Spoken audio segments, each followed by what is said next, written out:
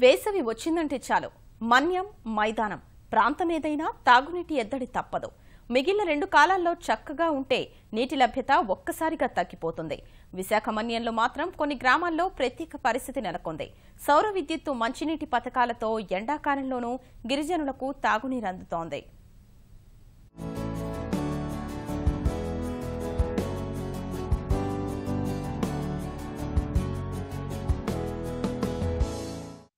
విశాఖ మన్యం 3300 అడుగుల ఎత్తులో ఉన్న తూర్పు కొండల ప్రాంతం.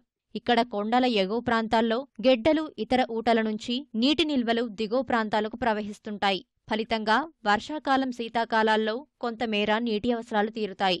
వేసవిలో మాత్రం విద్యుత్తులేమి, మోటార్ల మరమ్మతుల కారణంగా బోర్లు పనిచేయక బావులు ఎండి నీటి ఎద్దడి నెలకొంటుంది. ఇలాంటి పరిస్థితిని తొలగించేందుకు అధికారులు సరికొత్త విధానం అమల్లోకి తెచ్చారు.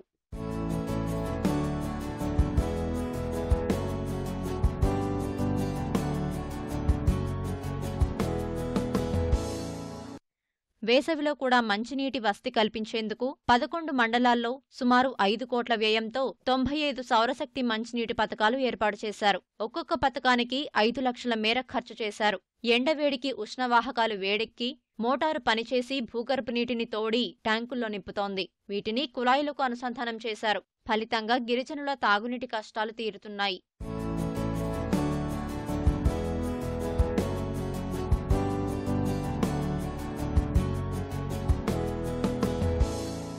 అధికారులు ఏర్పాటు చేసిన సౌర విద్యుత్తు మంచినీటి పథకాలు సక్రమంగా పనిచేస్తున్నాయి.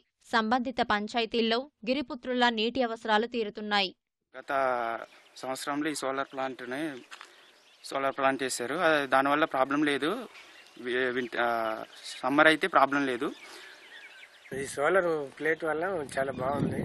ఎండాకాలం బాగానే వస్తుంది సార్, వర్షాకాలం కొద్దిగా రాలేదు. ఇప్పుడు బాగానే ఉంది సార్. గతంలోనే నీళ్ళకి ఇబ్బంది పడేవాళ్ళు కానీ ఇప్పుడు నీళ్ళకి ఇబ్బంది లేదు. నీళ్ళు పడతాను, నీళ్ళు వస్తాయి. నూతు ఎండాకాలం నీరు ఉండదు, వర్షాకాలం నీరు ఉంటుంది.